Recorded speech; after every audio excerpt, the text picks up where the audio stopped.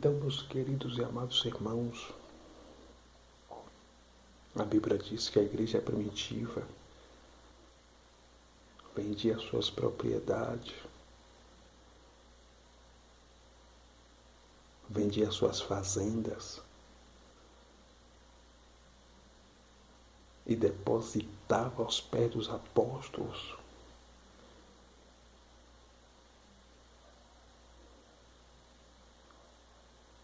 Mas os apóstolos não pegavam o dinheiro que os irmãos primitivos, que a igreja primitiva depositava a seus pés para comprar carros luxuosos do ano, não.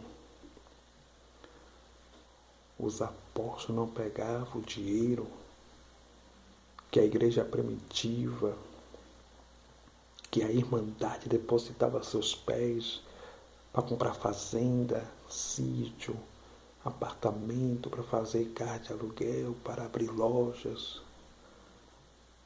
para sustentar a curtição de filho e de filha, não.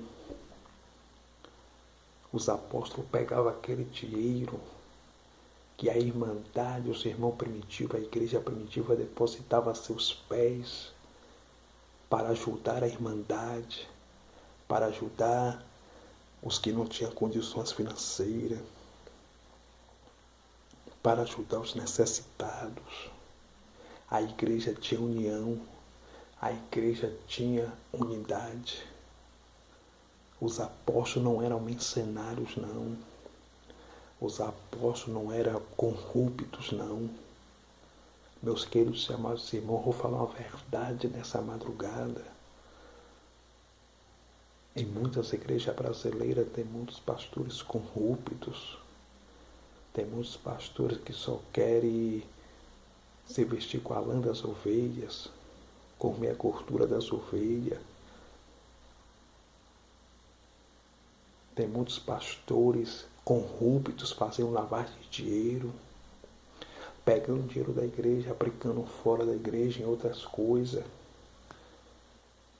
Pastores corruptos, pastores pegando dinheiro da igreja para comprar fazenda para eles, sítio, apartamentos, carros importados, avião, jatinho, para sustentar neto, neta, filho, filha.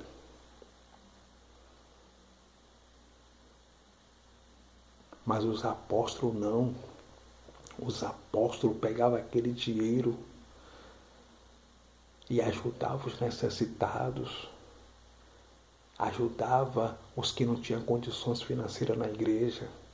Tanto é que a Bíblia diz que no meio da igreja primitiva não tinha pobre, não existia necessitado, porque os apóstolos não deixavam ter pobre no meio do povo. Os apóstolos não deixavam ter necessitados no meio do povo. E a Bíblia diz que os irmãos primitivos vendiam as suas propriedades, as suas fazendas, e distribuía entre eles, e distribuía para cada um segundo as suas necessidades. Por exemplo, o irmão que tinha uma fazenda, o irmão vendia a sua fazenda, pegava o dinheiro da fazenda e ajudava os irmãos que estavam passando necessidade financeira, e ajudava cada um conforme, segundo as suas necessidades. A igreja brasileira está muito longe de ser a igreja primitiva. Sabe por quê? Porque os crentes brasileiros cantam sobre amor, pregam o amor, mas não vivem o amor. Aprenda com o Mestre, aprenda com Jesus Cristo de Nazaré. A Bíblia diz no Evangelho segundo escreveu o evangelista São João, no ano 60 depois de Cristo. Jesus disse assim, no Evangelho segundo escreveu o Evangelho de São João, capítulo 13, versículo 34, Jesus disse: um novo mandamento eu vos dou, que vós ameis uns aos outros como eu vos amei. A Bíblia diz na primeira epístola do apóstolo João, o apóstolo João recebe o nome de apóstolo do amor. Ele escreveu sua primeira epístola no ano 95 depois de Cristo. Capítulo 4, versículo 7 está escrito assim: amados, Amemo-nos uns aos outros, porque Deus é amor. O apóstolo Paulo escrevendo sua carta para a igreja de Corinto no ano 58 depois de Cristo. A capital de Corinto era a Grécia. O apóstolo Paulo disse mesmo assim em 1 Coríntios capítulo 13: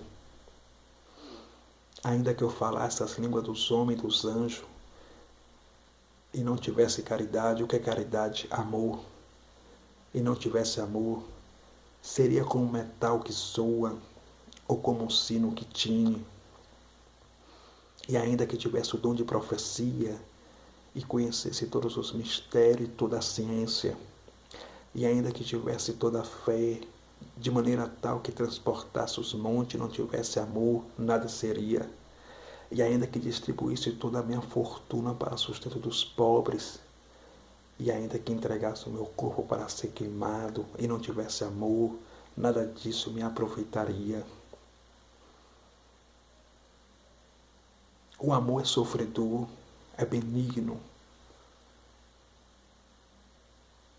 No amor não há inveja, não trata com leviandade, não se ensoberbece, não se importa com indecência, não busca os seus interesses, não se irrita, não suspeita mal, não foca com a injustiça, mas foca com a verdade.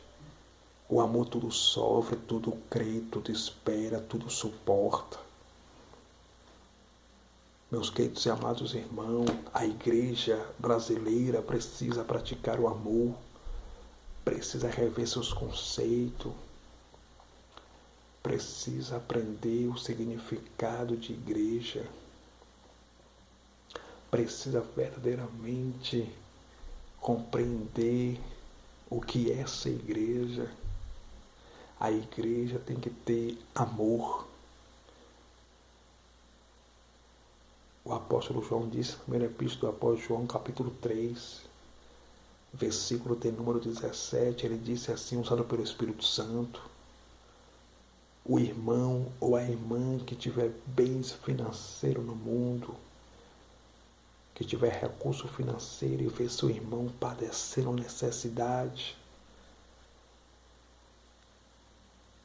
e não abrir seu coração para ajudar, como pode habitar nele o amor de Deus? No versículo 18 da primeira carta, da primeira epístola do apóstolo São João, capítulo 3, ele disse assim: filhinhos, não amemos de palavras e nem fingimento, mas por obra e em verdade. E nisto nós conhecemos que nós somos da verdade. Meus queridos e amados irmãos, existem irmãos e irmãs dentro da igreja que são empresários, tem casa de aluguel, tem dinheiro, tem empresas, mas não se importa com o seu próximo, não se importa com o seu irmão em Cristo, ele só se importa com ele estando de barriga cheia, perfumado, bem arrumado,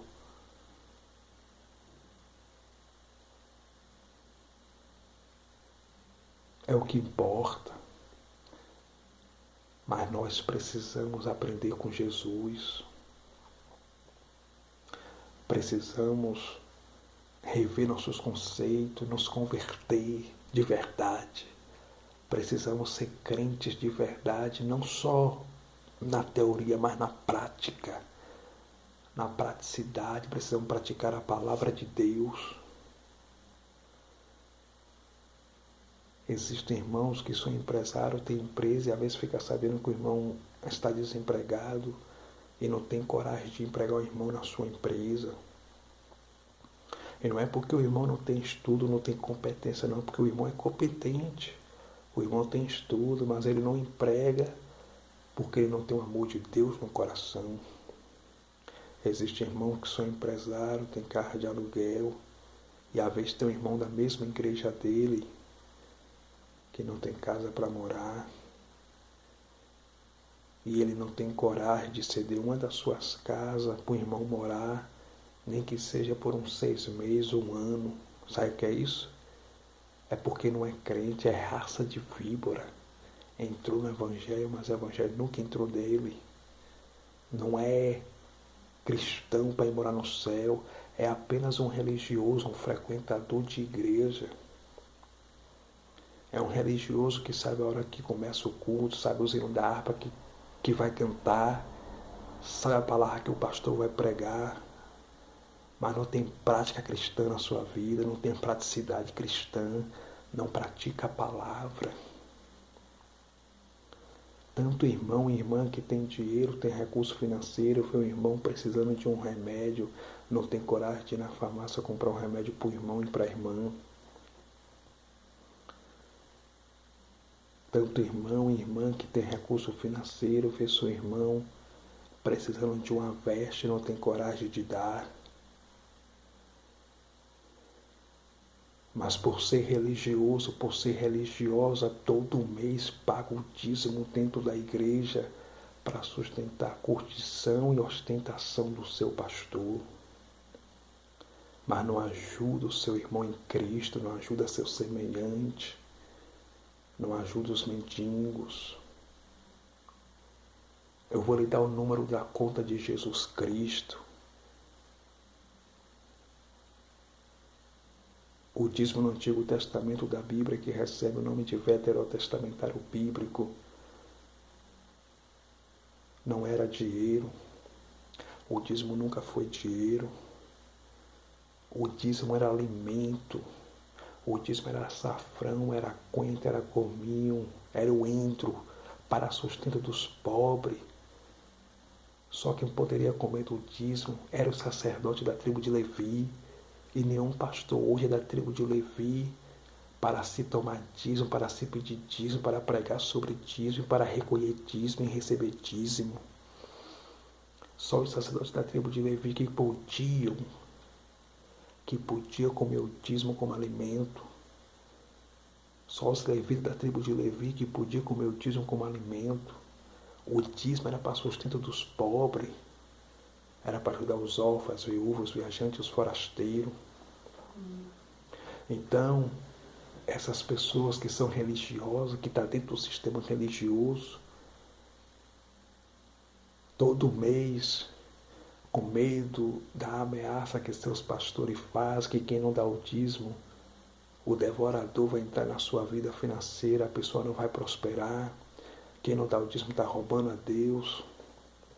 Como esses religiosos são ambiciosos e só pensam no material, só pensam em dinheiro, quanto mais eles têm dinheiro, eles querem mais dinheiro. Eles todo mês pegam o envelope e dão o dízimo, pensando em prosperar, pensando em ter dinheiro. Jesus disse no Evangelho segundo escreveu o evangelista São Mateus, capítulo 6, versículo 33, assim: mas buscar em primeiro lugar o reino de Deus e a sua justiça, e todas estas coisas vos serão acrescentadas. Agora, que coisas são essas que Jesus disse que ia ser acrescentada? Jesus disse para seus discípulos no Evangelho segundo escreveu o evangelho de São Mateus, capítulo 6, versículo 25, assim: não vos preocupeis com o que haver de comer, de beber, e com que haver de vestir, porque todas estas coisas os gentios andam preocupados. No versículo 26, Jesus falou assim: olhai e vede as aves do céu. Olhai para as aves do céu, elas não trabalham e não fiam, contudo, o vosso Pai Celestial as sustenta, as alimenta.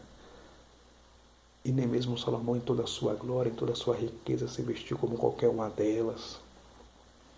Aí no versículo 33, Jesus falou assim: mas buscai em primeiro lugar o reino de Deus e a sua justiça, e todas estas coisas vos serão acrescentadas. Aí os pastores hereges do Brasil, que não lê o texto e o pós-texto para contextualizar o texto, eles pregam heresia para o povo, e todo aquele que pratica heresia, que prega heresia, é um herético. Eles pregam heresia para o povo e falam assim: Eles falam que Jesus disse, mas buscai em primeiro lugar o reino de Deus e a sua justiça, e as demais coisas vos serão acrescentadas. Mas Jesus não disse assim, as demais coisas vos serão acrescentadas. Jesus disse assim, mas buscai em primeiro lugar o reino de Deus e a sua justiça, e todas estas coisas vos serão acrescentadas. Agora, que coisas são essas que Jesus disse para seus discípulos que seriam acrescentadas? Acrescentado vai ser comer, beber e vestir. Jesus estava dizendo para os seus discípulos assim, eu vou cuidar de vocês. Vocês não vão passar fome, vocês não vão passar necessidade, mas busque em primeiro lugar o reino de Deus e a sua justiça. Jesus nunca prometeu carro novo para ninguém, apartamento para ninguém, dinheiro na conta de ninguém. Jesus nunca prometeu avião, jatinho, moto, carro novo. Isso você consegue trabalhando. Mas Jesus prometeu que se o cara fugir do pecado, se o cristão fugir do adultério, esse sim vai morar com ele lá no céu. Pratique o amor, meus queridos e amados irmãos. A igreja primitiva praticava o amor. Eu vou correr por conta do tempo. Escute isso aqui. E a Bíblia diz em Atos capítulo 2, versículo de número 43, que muitas maravilhas e sinais se fazia pelos apóstolos. Por que Deus fazia maravilha, sinais, prodígios pelas mãos dos apóstolos? Por que Deus fazia sinais, maravilhas, prodígio pelos apóstolos? Sabe por quê? Por causa da união da igreja primitiva. Por causa da unidade da igreja. Porque os apóstolos ajudavam seu próximo. Os apóstolos ajudavam a irmandade. Os apóstolos ajudavam os necessitados, os órfãos, as viúvas, os viajantes, forasteiros. Era por isso que Deus fazia sinais, milagres, prodígio e maravilha pelos apóstolos. Porque os apóstolos praticavam o amor, pregavam e viviam aquilo que eles pregavam. Os apóstolos não eram bandidos, como tem muitos pastores bandidos no Brasil. Tem muitos pastores bandidos no Brasil, pastores mau caráter, picareta, safado, sem temor de Deus, sem escrúpulo, canalha. Os apóstolos não vendiam a mensagem. Os apóstolos não pregavam a falsa teologia da prosperidade. O que eles pregavam era o evangelho genuíno. Era o evangelho da cruz. Oh glória! Era o evangelho da palavra, da salvação da alma. Era o evangelho da santidade, da renúncia, do amor ao próximo. Os apóstolos pregavam. Eles pregavam o evangelho do arrebatamento, da salvação, da santidade, do arrependimento de pecado. Vamos correr por conta do tempo. E a Bíblia diz que a cada dia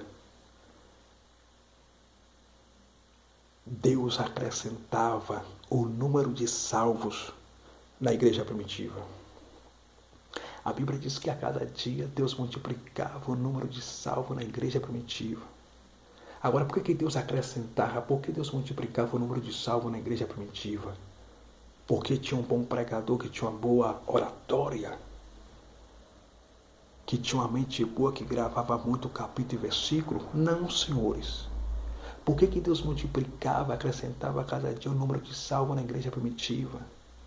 Porque os apóstolos faziam igual os pastores da igreja brasileira, pegavam a caixa de som, pegavam folheto, saía pelas praças entregando folheto, pregando na rua? Não, senhores. Por que Deus acrescentava, multiplicava o número de salvos na igreja primitiva? Porque os apóstolos oravam muito? Não, senhores. Porque os irmãos e os apóstolos subiam a monte e desciam a monte? Não. Porque os irmãos e os apóstolos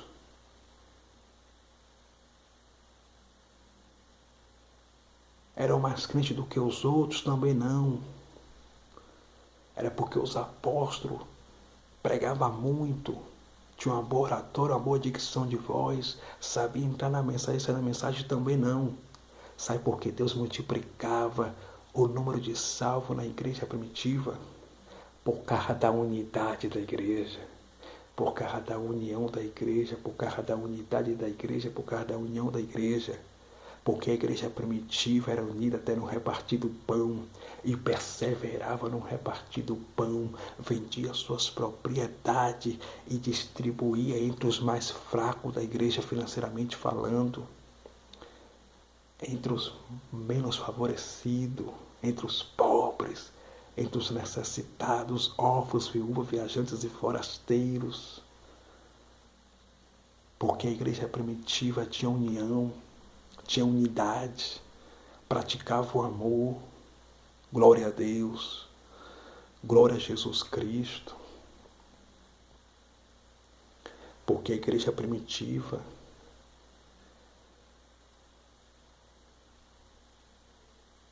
tinha união. Sabe quando é que Deus vai começar a fazer milagre nessa igreja brasileira? Sabe quando é que Deus vai começar a levantar paralítico, curar cego, curar mudo, curar surdo nas igrejas brasileiras? E sabe quando Deus vai começar a salvar muitas almas nas igrejas brasileiras? É quando os pastores deixarem de roubar o povo usando a palavra de Deus. É quando os pastores praticar o amor.